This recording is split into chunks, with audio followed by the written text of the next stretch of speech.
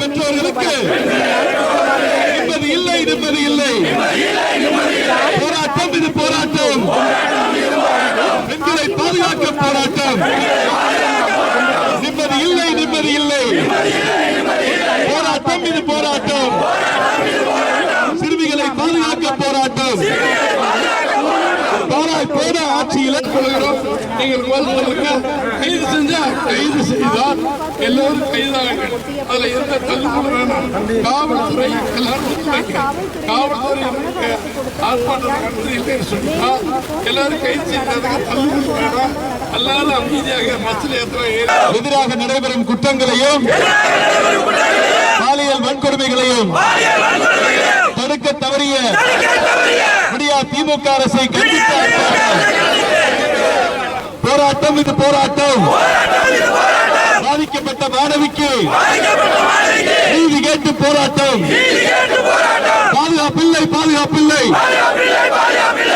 திமுக ஆட்சியிலே பள்ளி செல்லும் சிறுமிகளுக்கு பாதுகாப்பில்லை பாதுகாப்பில்லை. கல்லூரி மாணவிகளுக்கு அவர் கூட தவறான முறையில் போக வேண்டும் என்று எச்சரித்ததாக பத்திரிகையில் செய்தி வந்திருக்கிறது.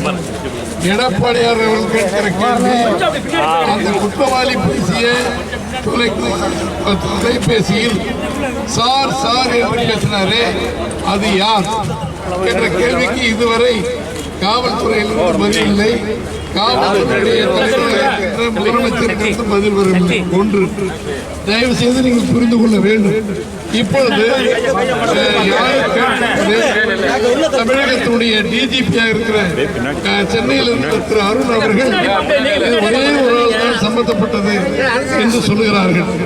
எடப்பாடியார் அவர் முயற்சியிலே தானாக வந்து நீதிமன்ற நீதிபதிகள் வழக்கை எடுத்து இந்த குற்றவாளிகள் யார் செய்தது, எஃப்ஐஆரை வெளியே கசிந்து விட்டது யார், இந்த அவமானத்தை அந்த பெண்ணுக்கு கொடுத்தது யார் என்கிற கேள்வியெல்லாம் கேட்டுவிட்டு பாதிப்பாக 25 லட்சம் ரூபாயை அந்த பாதிக்கப்பட்ட பெண்ணுக்கு அந்த எஃப்ஐஆர் வெளியிட்ட அதிகாரிகள் மூலமாக பெற்றுத்தர வேண்டும் என்று வரலாற்று சிறப்புமிக்க ஒரு ஆணையை நீதிபதி வழங்கியிருக்கிறார். நம்பர் 1.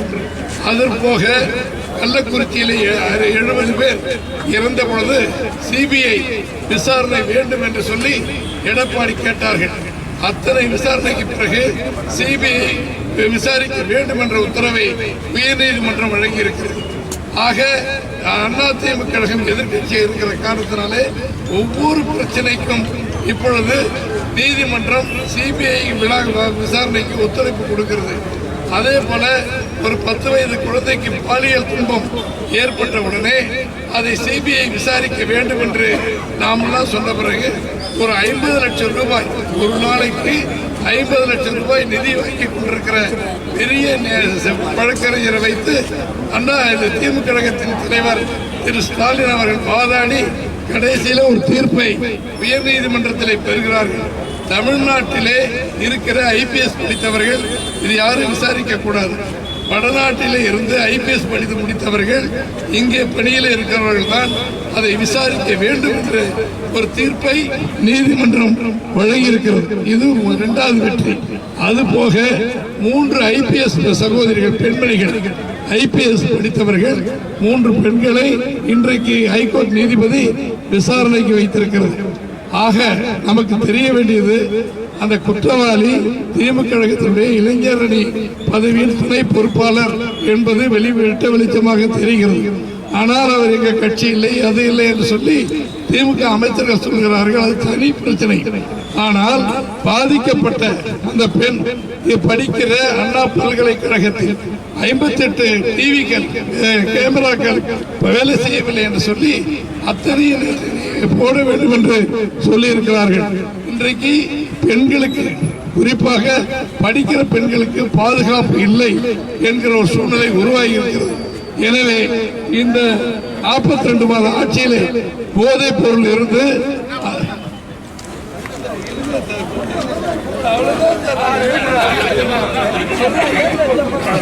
42 மாத ஆட்சியிலே போதைப் பொருள் அதிகமாகிவிட்டதனால் அதை கட்டுப்படுத்த தவறிய முதலமைச்சர் போலீஸ் இலாக்காவை கையில் வைத்திருக்கிற ஸ்டாலின் அவர்கள் இதை கட்டுப்படுத்தி வேண்டும்.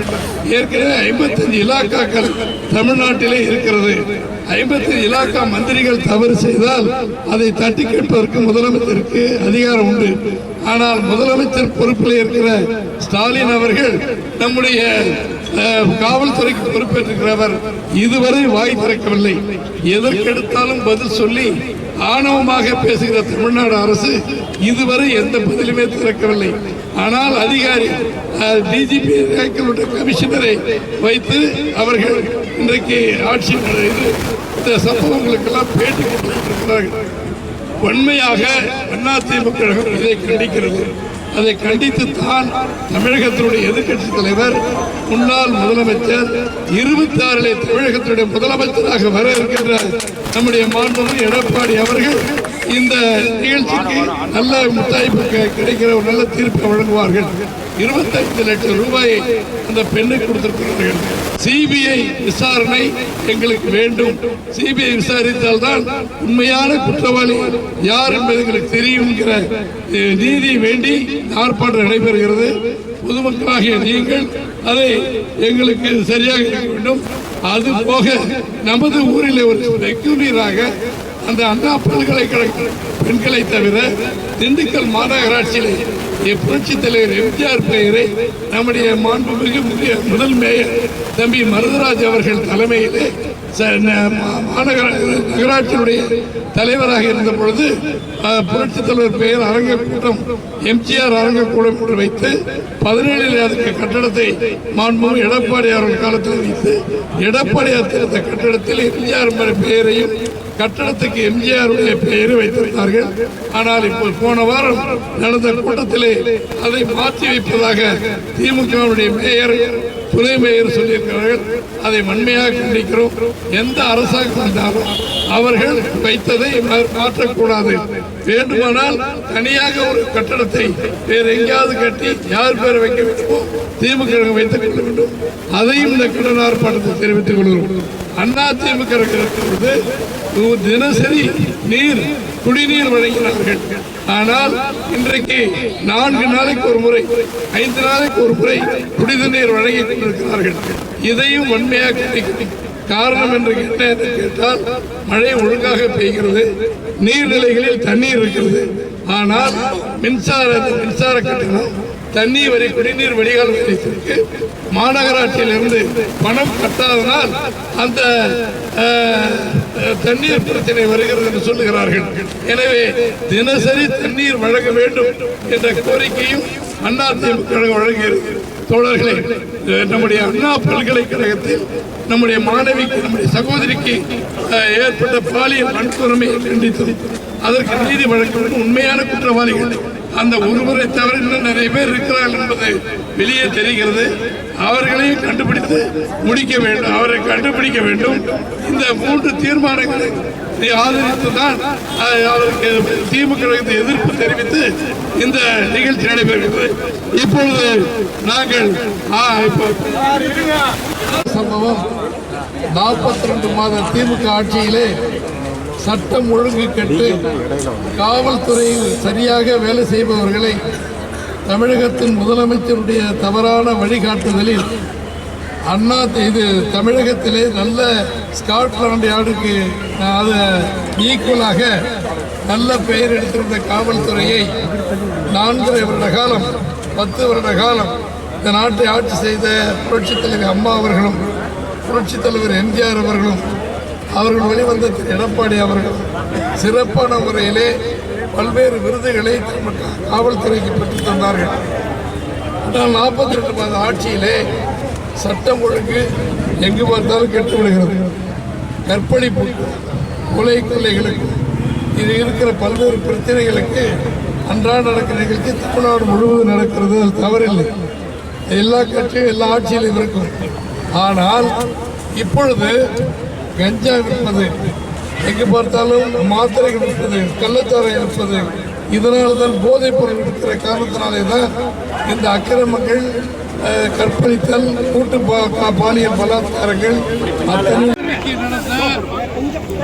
பாலியல் வன்கொடுமை எடுத்து மாண்புமிகு எடப்பாடியார் அவர்கள் உத்தரவுப்படி இப்பொழுது இந்த ஆர்ப்பாட்டம் நடைபெற்றுக் கொண்டிருக்கிறது. ஆர்ப்பாட்டத்துக்கு எதிர்த்தாக அனுமதி இல்லை என்று காவல்துறை சொல்லியிருக்கிறார்கள். ஆனால் யார் அந்த சார் என்ற கேள்வி எப்படி இந்த பாதிப்பு ஏற்பட்டது என்பதை ஐடி தோழர்கள், பாசறை தோழர்கள், அதிமுக தோழர்கள் ஒட்டிய போஸ்டரை கிழித்துக் கொண்டிருக்கிறார்கள் காவல்துறை அதிகாரிகளுக்கு ஸ்டாலின் ஆட்சியிலே இந்த வேலை கொடுக்கப்பட்டிருக்கிறார்.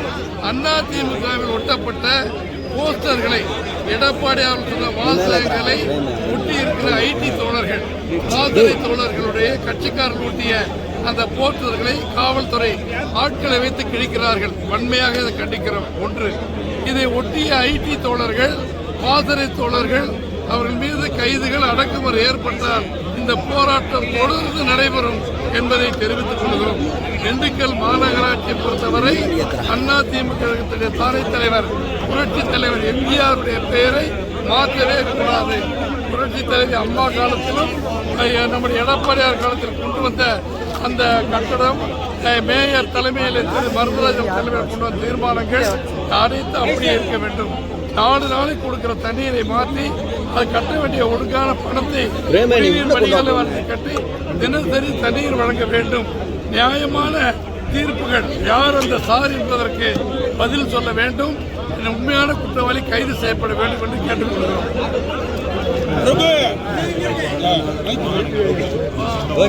சார்பிலே அவங்க எல்லா இடத்துலையும் பேர்களை இதில் கொடுங்க. எவ்வளவு பேர் எங்க உட்கார வைக்கிறாங்க அங்கே போய் அமைதியாக இருந்து எப்போ வெளியே விடுறாங்களோ போய்க்கலாம். அறப்போராட்டம். எந்த பிரச்சனைக்கும் போலீஸ் நமக்கு எதிரிகள் கிடையாது.